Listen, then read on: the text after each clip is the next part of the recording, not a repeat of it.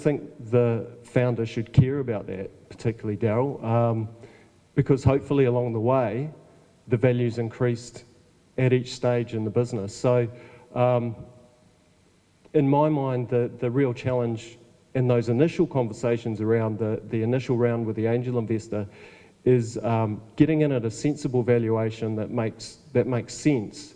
If it's too high, then actually raising capital in the next round becomes very difficult because you've already set the bar too high, and the next lot of investors don't want to invest, particularly if you haven't met those milestones.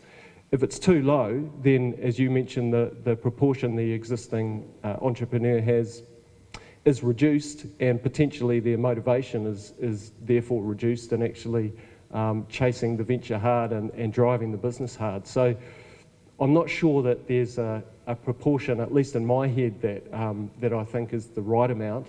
It's the amount that by negotiation the investor feels slightly uncomfortable about and the entrepreneur feels slightly uncomfortable about. It's probably about where you need to be, I think. At the end, they're going to be well below 50%, in my view. But 30% of something that's worth 10 million is a lot better than 100% of something that's worth nothing. Exactly.